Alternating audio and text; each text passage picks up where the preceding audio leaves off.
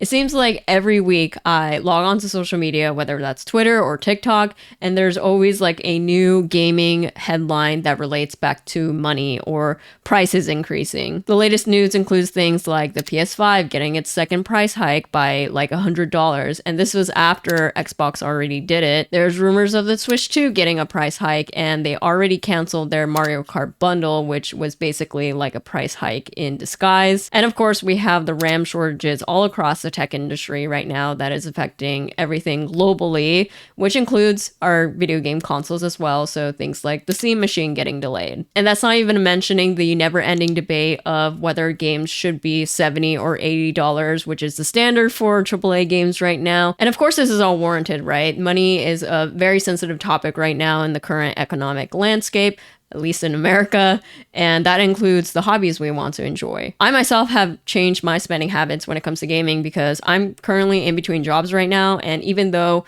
gaming content creation has inadvertently become my full-time job, I'm still being very careful with how I spend my money towards games because things have gotten a lot more expensive and the job market and the economy are just shit right now. Even compared to last year, I feel like I have a different mindset when it comes to my spending behavior towards games. Pricing consoles and games are the most complex they've ever been, and that's for a multitude of reasons beyond just inflation. AAA games and consoles are the most expensive they've ever been, but on the other end, people will argue that financial accessibility with games has changed too, with how cheap indie games, PC gaming, and free-to-play games has changed how we spend money on games as well. And that makes me think, how much do game prices determine what I'm playing as a gamer in my 30s, what my younger Gen Z friends are playing, and in turn, how does that spending behavior directly shape gaming culture around each generation? Anyway, let's talk about it. By the way, hi, my name is Anna, and on this channel, we talk about all things video games. We discuss games from narrative perspectives to industry perspectives and everything in between. So I'm going to do my best to not make this video a lengthy dissertation paper full of data points you don't care about. And to do that, I think I'm going to start with just a personal story on how I think my own personal spending behavior determined how I gamed throughout the course of my life. So this is basically starting at the earliest I was gaming, which is probably when I was able to feasibly have the motor skills to start using a controller, to around like 12 years old probably. And if we're comparing this generation to the generation now, we would be talking like Gen Alpha years. So during my like elementary, middle school years, I obviously relied on my parents for all my gaming experiences. I was a kid who grew up primarily on PlayStation and Nintendo consoles. So with Nintendo, I had a SNES, I had an N64, I had a GameCube, I had a Wii. And with PlayStation, I had a PlayStation 1 and 2. I also played handheld consoles like I had a Game Boy Color, a Game Boy Advance, an SP, a DS, and I did actually have a PSP at one point, but I don't actually remember playing any games on it because we just never bought PSP games. So I think that a lot of my childhood was spent playing Nintendo consoles, mostly with PlayStation probably being a little bit more secondary. I was really privileged to come from a middle-class family that could afford consoles and games for their children, but at the same time, my parents didn't exactly want to spoil me with giving me games all the time. So games were always treated like a treat or a gift for me and my brother. They were always a Christmas present or a birthday gift, and I wouldn't say that I just got games just because I asked for them. Looking back on this is actually why I don't blame a lot of like people who say that they game a lot, but they haven't experienced like a Final Fantasy game in their lives before. Because I think like with these like classic, very popular IP that most people typically grew up with, we were still very dependent on our parents to be able to have those gaming experiences. So it was probably impossible to play every classic gaming franchise when you were growing up. That was the case for me. Like I played Mario and Zelda games, but I never really played Final Fantasy, and I never really played like the Xbox games because I never had an Xbox console. And leaving it up to your parents to give you those experiences, it's kind of could be by chance that you played a certain IP growing up. When I wasn't playing my consoles, I was spending time PC gaming. My family basically had this like huge clunky desktop that we all shared, and that's when I first started really using the internet. I was playing games like Neopets and Club Penguin and Flash games. I was also playing a lot of MapleStory, which is like my childhood MMO that I spent ungodly amount of hours on. And playing all of these types of games was my first introduction to meeting people online and just gaming online socially. And with MapleStory, I was so into it. I probably spent a good chunk of middle school and into high school playing that game. And I was super into the game, but my parents were really, really against microtransactions. To this day, they are pretty against digital purchases in general. But when I was a kid, they were like very adamant about not letting me use their credit card for anything on the internet, basically. What I would do, because I was so into MapleStory, I wanted to buy NX so bad. And NX, for people who don't know, is like the currency in the game that you can buy with real money. What I would do is I would basically go to Walgreens next to school that I would sneak off to after school ended, and I would basically use my allowance to buy gift cards at Walgreens so I could spend it on NX. Eventually, I stopped doing that. I probably spent like $100 or something in total, but eventually I stopped doing that because, not to flex or anything, but I got so rich in the game that I just started selling really expensive items for NX instead of the usual currency in the game. So I could just basically make NX in the game instead of using real money. But anyway, I guess I don't blame Gen Alpha too hard for begging their parents to spend money on things like Roblox, because I remember the days when I was a kid and wanted to spend money on NX so badly. It's not as egregious as like stealing my parents' credit card to spend on microtransactions. I never done something like that before, but I guess it's not really different from kids wanting to spend money on like V-Bucks and Roblox now. So anyway, in summary, I think this era of my life, I was reliant on my parents, obviously, because I didn't have money to myself for my gaming experiences, and in between primarily gaming on consoles and handhelds, I was filling up my time gaming elsewhere on the family PC. If you compare this experience to Gen Alpha's habits now when it comes to gaming, this report from 2025 says, among parents who say their children play games, a vast majority say their kids spend up to 2 hours across all devices tested. Currently, more portable devices prevail in terms of time spent, as they're much more convenient for parents to bring along on trips outside the home. Asked which devices their Gen Alpha children use the game, parents are most likely to say mobile 60%, or consoles like PlayStations or Xboxes 53%. After that, shares for other devices trailed by bigger margins. Age 6 and up is where habits become more solidified. Much higher shares of those ages 6 to 8 and 9 to 11 play across all platforms and devices, and the figures for both are more similar with each other than they are with those ages 3 to 5. Our data shows that sandbox creative games like Minecraft and Roblox are the generation's favorites, and by quite a wide lead. Half of parents of Gen Alpha gamers say their kids play this gaming genre 17 percentage points ahead of action adventure, the next most popular genre. Many of these games also have a social component, allowing kids to play with each other. I think all of these data points makes a lot of sense when I compare their gaming habits to when I was gaming as a child. You know, mobile gaming was never a thing for me because when I was a kid, phones just weren't good enough to run games. But for Gen Alpha today, that makes a lot of sense. Smartphones are much more accessible. Your parents probably have them, so you can just borrow them to play games. And I think a lot of parents also buy smartphones for utility's sake for their children. And I think a lot of kids are games first, platform second. So they don't care too much about like which platform they're playing on, whether it's a PC or a console or a tablet. They just mostly care about the experience and being able to play a certain game. So whatever platform it's on, they will play that on whatever is available. And then I think it makes a lot of sense that consoles are right after mobile gaming in terms of popularity. These are probably kids having the same experience as me of having their parents buy consoles for them. I think the data point that says basically that kids start spending more time across all devices as they get older makes sense, because I imagine that kids mostly start out spending most of their time with people that are in close proximity to them, right? So this is your immediate family and maybe like family friends. And then once they get older, they get access to the internet and they have a growing interest in online digital spaces where they can be social and play with friends. And I think that could probably explain how the platform usage across all devices evens out a little bit more with age. And this note about third spaces becoming more important for kids as they get older is a really interesting point. I found this LinkedIn post, and I know that might sound cringe, but bear with me here. This post does make some interesting points, like Fortnite, Minecraft, and Roblox aren't dominant because they're free. They're dominant because they function as social clubs for a generation that no longer has a reliable third place. The real advantage isn't zero cost, it's low friction access to shared space.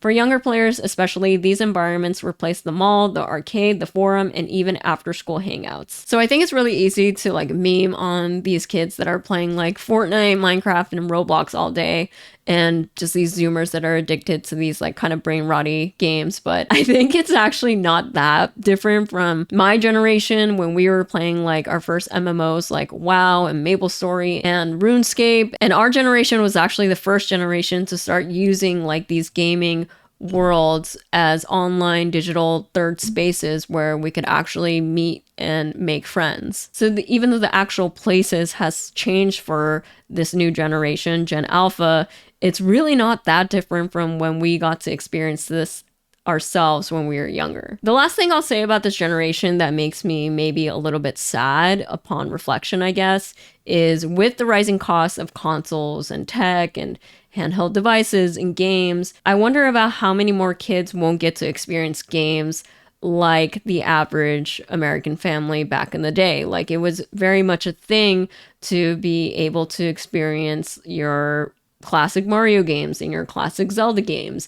And these were core nostalgic childhood memories that many average families got to experience. And how much is that taken away from with how bad the economy is increasingly getting worse? And you might think like this sounds like a very first world problem, right? Like more kids not being able to play video games. Like there's other concerns to be caring about, like putting food on the table and making sure our kids are getting their education. And I get that, but I think that's like the bare minimum. I think we should be striving to get to a point where basic necessities like food and healthcare and education are just rights that everybody has, so that we can get to a place where they're freely able to explore things like extracurriculars and hobbies and creative things. And I think games falls in that. For myself, I don't think I would be making this video if I didn't grow up with the games that I had. I don't think I would have had a career in gaming or worked in gaming adjacent spaces if it weren't for all the fond memories I made as a kid playing video games. So just relating it back to my own experience, this is what makes me sad about financial inaccessibility to games. Like how much is that going to affect a whole generation not being able to experience these things? Because I think like things like hobbies and interests is very important during our childhood and can really help form and shape what kind of personalities and things we want to do in the future. So now let's look at the high school to post-college grad phase of life, and this is probably like 18 to 24 in age. And if you compare this time period to a generation now, we're talking like younger Gen Z. So when I hit high school, this was post 2008 financial crisis, and I would say that the financial crisis definitely hit my folks pretty hard. I remember after this time, we were much more careful with how we spent our money and things were a lot tighter. We started spending less on things like games and consoles for sure. But I think this decreased spending in games was also just aligned with me having a general decline in gaming. I just stopped gaming as much during this time. I think I was just very focused on my grades and trying to get into college. So this is why I ended up missing on the 3DS, which came out in 2011, even though my brother did end up getting one and I would just borrow his. I didn't have my own 3DS, which is why I missed out on a lot of games, but I did get to play a few gems like Animal Crossing New Leaf. I also missed out on the Wii U, which came out in 2012, and this was the first major Nintendo console, I think, that I didn't end up playing at all. Honestly, if I had to miss one Nintendo console, I'm glad it was the Wii U. And then we get to college years, and when I went off to college when I was 18, this was when I was mostly financially independent. I was relying on my parents for some things, but I was mostly financially independent. I got a part-time job on campus to pay for like my everyday things. I was relying on student loans to pay for school. And during this period, I was so focused on just college life. I went to UCLA, so it was a very competitive school, and I honestly didn't have time to game at all. I didn't really have an interest in it during this time, actually, in general. I was doing the college thing of trying to get my grades up. I was doing a lot of extracurriculars and jobs and internships and just being a social butterfly. So yeah, I was not gaming really at all during this period. And this is why this period of my life is like a void to me when it comes to what was happening in the gaming industry. This is why I missed out on a bunch of Pokemon gens during this time, actually. So post Diamond and Pearl is like a lot of the generations during that period. Like I don't know much about at all, like Black and White, Sun and Moon. Don't know anything about those Pokemon gens, honestly. Ironically, though, I did end up buying a PS4, not for me, but for my ex-boyfriend. We actually ended up breaking up shortly after I bought him that console for graduation, but it's fine. Now it's just a funny story. And then towards the end of college, I actually bought a Switch 1 with my own money after working 3 jobs during senior year. And I think back then I was kind of ready to just get out of school. I think I was really realizing that I was about to start the rest of my life, which meant like having time to myself and not being so stressed with school all the time, that I was going to be able to enjoy my hobbies again. And that included gaming. So I think that's why I was really excited to buy a Switch right on release and play Zelda again, because I felt like it lined up with the time period of my life where I was ready to be an adult and have my own life and start up my hobbies and interests again. And I'm really grateful to my past self for doing that, because I think without the Switch and being able to play an amazing game like Breath of the Wild, I don't know if I would have had a better start to get back into gaming as a hobby without this experience. And now we get to the post-grad life, and this is a really interesting time for me. I think I wasn't sure of what kind of person I was. I don't think I knew what kind of games made me happy or what kind of gamer I was. So I ended up buying my first PC now that I had like my own disposable income and I was working like a full-time job. I remember buying my first PC, and the first game that I ended up buying was just what all my friends were playing, and that was Overwatch. And yeah, that was a game that kept me occupied for quite a bit right after I graduated. And then I got into playing a lot of Fortnite. And say what you will about Fortnite, but I got into Fortnite when it was like season 2. The peak years of Fortnite, when it was just really blowing up, were some of the best years I've ever spent gaming. Like, if you know, you know, like those years of Fortnite, like there will be nothing like that time period. We meme on Fortnite a lot, but it was a really good game back in the day. So I was spending time between these PC games like Overwatch and Fortnite while still playing some console games here and there on my Switch, like Zelda and when Odyssey came out. And I think I was also playing like games like Persona 5. So now let's compare this time period to younger Gen Z now. I found this article on Vice that is from 2025, and it says, both online and retail purchases among ages 18 to 24 dropped by 13% from January to April compared to the year prior. Young Zoomers were spending nearly 25% less per week on video games than in 2024, while purchases for accessories, small appliances, technology, and total general merchandise had all dropped with young adults. Video games took the lead. The drop-off was enormous for 18 to 24-year-old gamers, as data on other age groups revealed a minor single-digit decline, well under 5%. Contributing factors to drop spending included a difficult job market, student loans, and a particularly high credit card delinquency rate among those aged 18 to 29. So I actually found this article from a Reddit thread that raised some interesting points in the Reddit thread's comment itself. And they mentioned things like, you know, it's because of free-to-play games and a bunch of old games that you can just play without spending as much money. There's also indie games, of course. And then some comments that mentioned that Gen Z honestly just play like the same 3 to 5 games in rotation with friends, and that really keeps the cost down for a lot of younger people. And while I was reading this article, I did definitely have the thought, like, is it only counting like AAA? Because I'm pretty sure I read somewhere that this generation is the generation that games the most out of any age group. And they're definitely gaming a lot. Maybe it just means that they're not really playing as much AAA games, but they're definitely pivoting to indie or free-to-play games. So in other words, they're still gaming, they're just spending less and playing other types of games that offer cheaper alternatives. When I was working at an indie game studio, this was primarily the demographic we were marketing the game to, this younger Gen Z bracket, which is like people mostly in their younger 20s. And I learned a lot trying to market to this demographic. They're a tough market to crack, and there's a lot of reasons for it. This generation is very sensitive to money, and that's not surprising at all, right? With the job market and the fact that they're just only post-grads, like they have less money to spend on games, of course. But I think what I was surprised at was just how much like $3 to $5 really changes the sentiment over the overall cost of your game. Like $20 versus $25 is actually a really big jump for people in this market, which was something that was very insightful to learn as I was working this job. This generation is very critical of games, which is not a bad thing. They ask really hard-hitting questions like, why does this feel the way it feels in the game? Or like, why don't you do this versus this when it comes to combat or movement or whatever?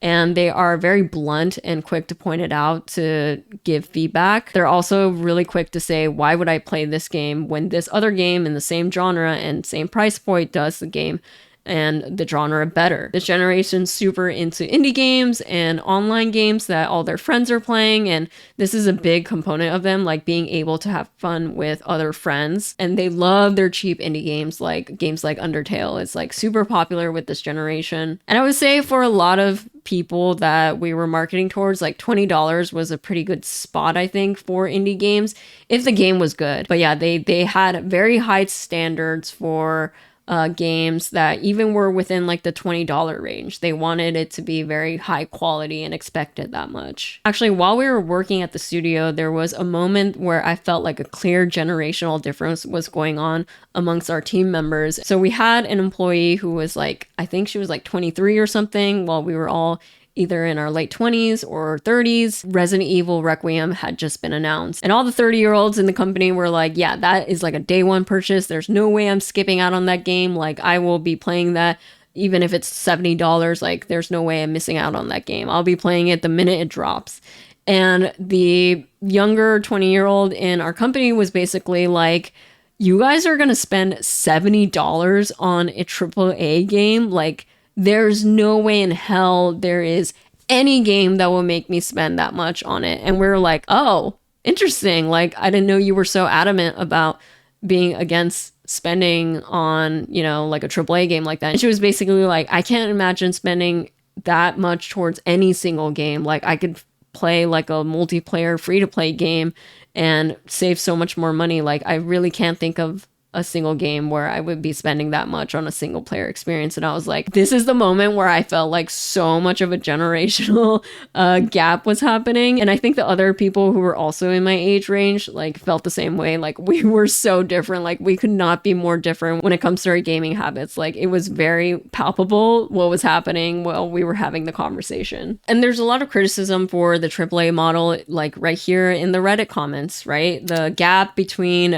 people who enjoy the cheaper games and like AAA expensive games, the gap just gets wider and wider. This can basically be summed up to, why would I play AAA games when they're only increasing in price and they're coming out like optimized, they are buggy, sometimes they have DLCs that are like $20, and these are like AAA games with like open world checklists that are just a whole lot of nothing, while indie games are like fun and creative, and they're able to do things that AAA like are too scared to do. They're like a fraction of the cost, and they offer better stories and design and all these things that make the game feel much more complete than a lot of these like AAA titles that come out. So looking back at this era, I think that my younger 20s self related a lot more to younger Gen Z today compared to how I game in my 30s, and that's quite obvious, right? In this era, I learned what indie games are. I stuck to my free-to-play games that mostly were determined by what the people around me were playing, what my friends played, what they were playing after work. And I wasn't wanting to spend really any money all the time on games. I wasn't trying to spend much money each month on new releases. And that was a mix of like not feeling like I needed to do that. Why would I need to do that when all my friends are playing the same 2 or 3 games every night anyways? Like, why did I need to spend money on new releases? And that's just so different from how I game today. It is really interesting to see how my younger self fits squarely with these comments, and how Gen Z act today still. By the way, I'm supposed to be like younger millennial, but I feel like some people classify me as being right in between Gen Z and millennial. So I could be considered older Gen Z or younger millennial, I guess. Whatever. If I told a Gen Z person that I'm technically Gen Z, they'll be like, what the fuck are you talking about? You're like an unk.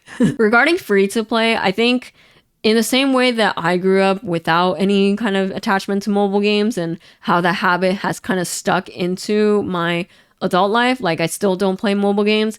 I can see the same happening for Gen Z today. Like if you grew up playing primarily like games like Fortnite or like free to play games or like sandbox games, that just carrying into your later years and just like sticking to those kind of games past your childhood and past your adolescent life. This comment kind of sums it up here, but they basically say like live service games like Fortnite and Roblox hook the younger audience that grew up playing them, and these people were used to already not really buying games in the first place, so they gravitate naturally towards cheap or free games that is mostly a social driver for them to play with friends. This report from last year says 34% of Gen Z plays games primarily to socialize compared to 26% of other generations. They're more likely than anyone else to quit or return to a game because of their friends.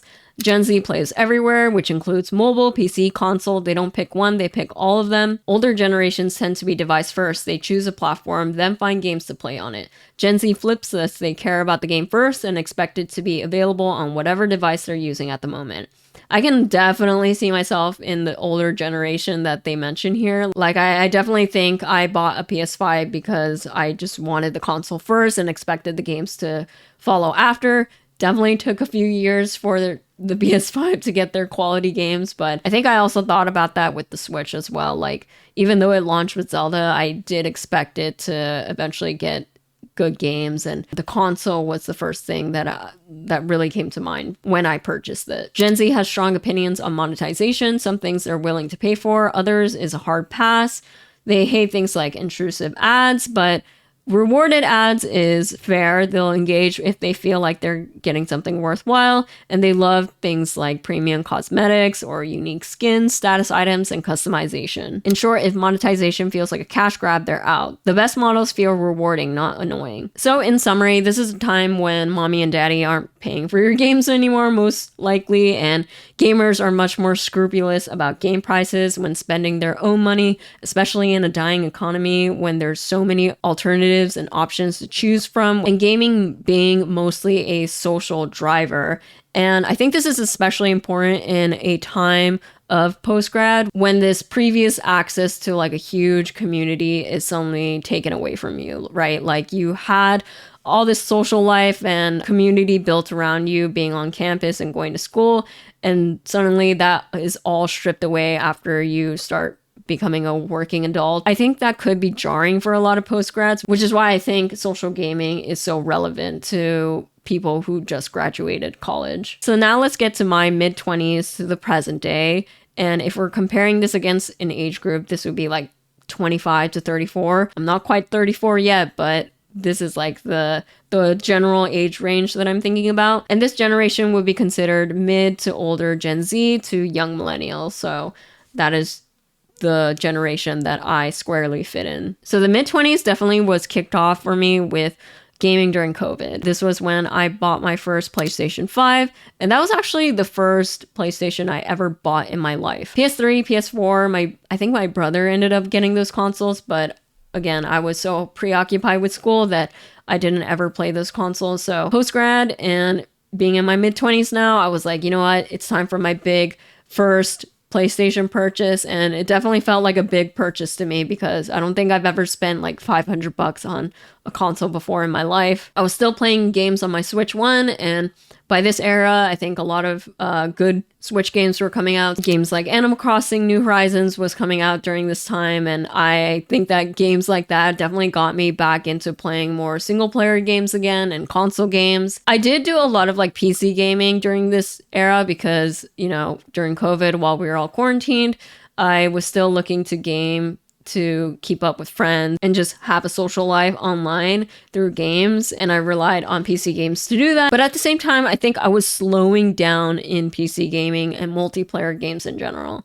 I think the last game that I played seriously for a multiplayer title was like when the Valorant beta was happening, and then I moved on to playing more games like, I don't know, like Lethal Company, I guess. But I think a big pivot that happened during this era for me was just largely getting back into single player gaming, story games, and less multiplayer like PC only games. I think I had like a switch in my brain where I was like, you know, there's so many stories and so many cool, unique games out there that I'm not getting younger anytime soon. And I want to experience these games, and I don't want to be basically playing infinite games or playing the same game every single night for the rest of my life. So it's time to get back into like single player games and RPG games. And I basically thought like I wasn't really experiencing new things or novel things in games if I was spending time playing like Valorant every night. And then I got my next major console, which was the Switch 2. And then I think if I had to describe my gaming habits now, I'm basically playing single game experiences more than ever, from like 15-hour indie games to 100+ hour open world RPGs. And I'm basically playing 2 to 3 games a month and spending pretty much monthly on games, which very different from my spending habits as I've just talked through. And if I were to reflect on my spending and gaming habits now, I think my gaming behavior isn't very typical. A large part of that is obviously because I create gaming content. So there is a part of me that feels like I just need to keep up with the industry and play new games. So I'm constantly buying and checking out new games. Many people are obviously not doing that, of constantly buying new games and trying out new games. If I were to think about people in my age range of how they are gaming today, gamers in like their 30s or like late 20s are a little bit more sure of like what kind of games make them happy. So like I have a lot of friends who love playing single player AAA games like Resident Evil. Like they love playing games like that on their console. I know a chunk of people who just love sticking to like cozy life sims, and that is like their bread and butter, and they stick to that pretty much. There's people who just stick to indie games and they don't really play as much AAA games anymore. But there's also a chunk of people who have stuck with their like younger gaming habits, I think. Like my partner, for example, has stuck to classic MMOs and fighting games throughout his whole life, and that's just carried into his gaming habits today. He's still playing those like same 3 to 5 games that he's played for like the past 10 years, and that's just like, yeah, he's just kept up with that, and that's what he's happy sticking to. In the same way, I know a bunch of people who just stuck to free-to-play games or online games that they've been playing since their younger 20s to early 30s now, games like Valorant and Fortnite. And then there's a chunk of people that I know who just like stopped gaming in general. Like they used to do it a lot, but now they don't really have time to do it, and that's just life. So now after doing this like whole exercise of walking through the different eras of my life and my gaming habits with them, I think what's clear is that while spending behavior is a big factor to forming gaming habits, I think so were other factors. The time period of your life, what's going on, whether you're going to school, what kind of things are going on in your life was a big component. The technological advancements that were happening at the time were also obviously a big factor. You could say that games being like a social shared space or an online third space was more of a determining factor of what games you played and what friends were playing rather than cost being the biggest barrier. So now we get to the question, are games more inaccessible or accessible today? There's a lot of argument to be made for why games are inaccessible now. AAA games cost upwards of $80. Consoles are the most expensive they've ever been. The Switch 2 now is the price of a PlayStation 5 when it first launched, and now the PS5 is approaching like $1,000. And the next gen consoles are rumored to be starting at $1,000. And at that point, you could be thinking like, maybe I should just spend the extra money to buy a really good computer. But now building a PC isn't even a good alternative, with memory prices skyrocketing the price of building your own custom PC.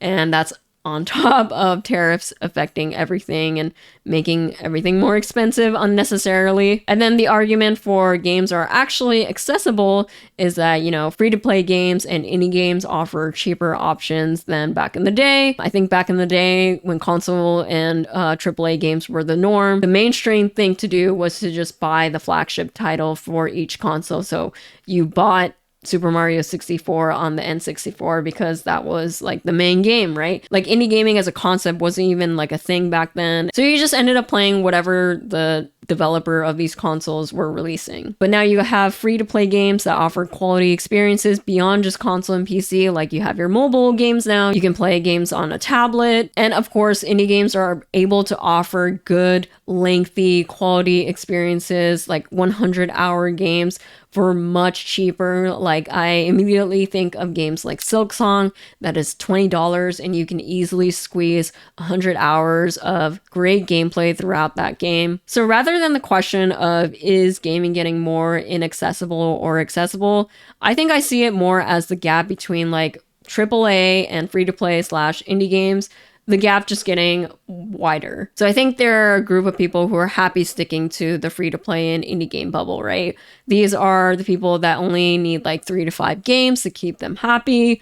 And they're happy playing the games that their friends are playing mostly. I think this is also why like cheap friend slot games soared in popularity because they were able to have so much fun with their friends for super cheap. And I think people in this circle also recognize that you can have great quality gaming experiences that are also lengthy in indie games and free-to-play games just as much as their AAA counterparts. On the other hand, you have people who are still happy playing AAA games, and I think there's a bunch of reasons for that too. And I think a good chunk of these people are the people who are older because naturally they have more disposable income to still spend a good chunk of money on games. These are the people who have $70 to spend on a AAA title. I think it also makes sense that these older people aren't necessarily looking for like infinite games or games that are like 100-hour slogfest.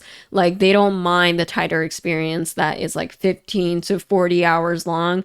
And they do care about like playing those kind of experiences with impressive high fidelity graphics because I think a lot of people who pay for those kind of games do expect like high quality in that way. But yes, I think it makes sense that people who are enjoying the AAA games do actually like having a tighter, high quality experience packed up into not like super lengthy games because they need to fit gaming into their schedule. And that only gets busier as you get older. AAA games also often offer single player RPG experiences or story experiences. And I think this aligns with social gaming being less of a priority for gamers who are playing these types of games. And then there's a chunk of people, I think, who are into AAA who just have console loyalty and nostalgia. I admit that I fall into this category. Again, I grew up with Nintendo consoles, which is a big factor of why I wanted the Switch 2 immediately. So yes, there are people who like fit in this bubble of like free-to-play indie games are great, and then people who are still playing like AAA games being fine with the cost of spending in that bubble, right? And it's easy to be in like the bubble of people who play indie games and free-to-play games mostly exclusively and just like ignore what's happening with the rising costs of like AAA games, right? Because it's easy to be indifferent towards the things that don't affect you. The people who are upset are the people caught squarely in the middle. The people who enjoy free-to-play games, indie games, but also still want to enjoy AAA games. Like there's so many people who fit in the in-between, which is why people are going to be more and more upset with the rising costs of this side of the table. There's people who still want to enjoy that part of gaming. They probably did grow up with like their childhood AAA games and that just becoming more and more impossible and having to choose the other side, having to choose more indie games and free-to-play games is like a choice that they're forced into. And that really sucks if you want to enjoy all types of games, not just have to stick to the cheaper option. While we're on the topic, by the way, can I just address this image that I feel like pops up every now and then, or a similar one? I feel like I've seen this graphic so many times and people debating over it. This graphic that says like Resident Evil 9 being $70 and only offers 15 hours of game time, and Crimson Desert, on the other hand, is the same price and offers gameplay of over 100 hours. This graphic is like rage baity on purpose, obviously. Like, it's rage baity because it doesn't offer much nuance or discussion in the way it's presented, and it's obviously a conversation that requires a lot of nuance, which is why people love to fight over this argument when they see it like this. My personal opinion is that, yes, I'm going to choose quality over quantity any day. Like, I will choose the 15-hour tight experience over the 100-hour slogfest of checklisting in an open world RPG. But I don't think like that is the argument that's happening here. I think the argument is that a lot of people say no game that is like 15 hours should cost $70. Like, that is diabolical no matter what type of game it is. At that price point, you should be offering more playtime hours. But I actually think that the examples that they use in this graphic are both bad examples. Resident Evil is like not the game to use for this argument, because Resident Evil is like one of those franchises that does get away with having the 10 to 15 hour experience and people being very willing to drop $70 for that experience because it's such a beloved franchise. Like, if your argument is,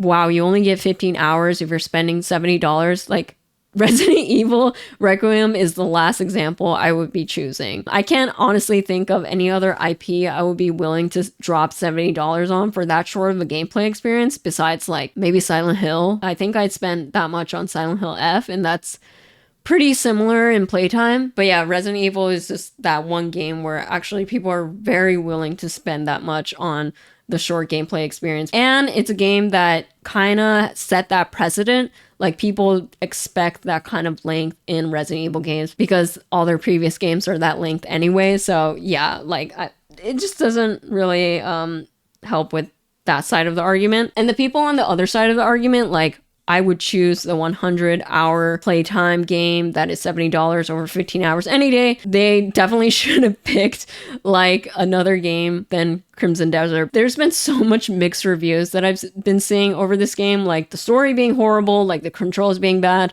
having to be 25 hours in for this game to be good. So I think this is just another bad example. Like, yes, you're getting 100 hours, but this is like a 100-hour experience that is not necessarily good the whole way. If you really wanted to argue this side of the debate, I would choose a better game. I mean, the sweet spot would be to have high quality gameplay throughout the whole time and have a lengthy experience to really feel like you got your money's worth. Like, I know that I use this example a lot, but Baldur's Gate 3 is a good example of that. It has high quality gameplay throughout the entire thing, and you're most likely getting over 100 hours. So yeah, just any other game if you were truly trying to argue that if you're going to pay $70, let it be a 100-hour game and let it be good quality. But yeah, this graphic, like, obviously it doesn't allow for a lot of nuance, and I think a lot of us know that playtime isn't the only thing that determines cost of games, and this debate is never ending because pricing games is so arbitrary. Like, determining whether gameplay is high quality is very arbitrary. Let me get into this vent though about why I think pricing games is so arbitrary, because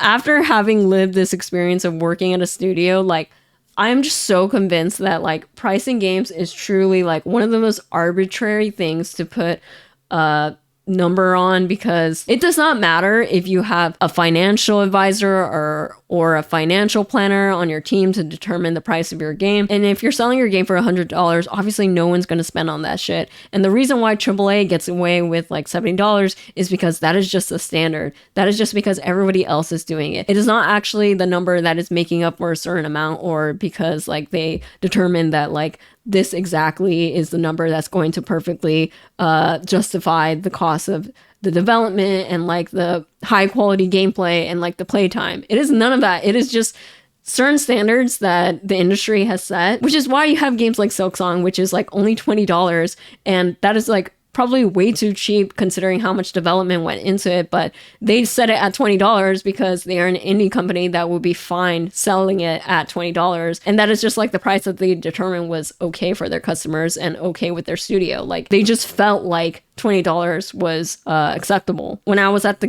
indie studio that I was at, the price for our game went through like 3 rounds of changes, and it kept getting cheaper and cheaper because we realized just how much power the consumer holds, and like it would tank the business if we just determine the price and not really necessarily take in the feedback that we noticed amongst the customers. It did not matter if we spent millions on development or millions on salaries. It just became arbitrary on how we priced it, and it was all based on how the players felt. This is why you have all these like variety in price points, especially in the indie game sector, where you have $5 games, $20 games, $30 games, $50 games, and none of that is standardized because they're just like, they're really just going off vibes. That is as simple as I can put it, because there is no standard when it comes to indie games and pricing those games out compared to a standard that the AAA market has already set for themselves. Capcom's upcoming game, Pragmata, is actually interesting to talk about when it comes to this topic because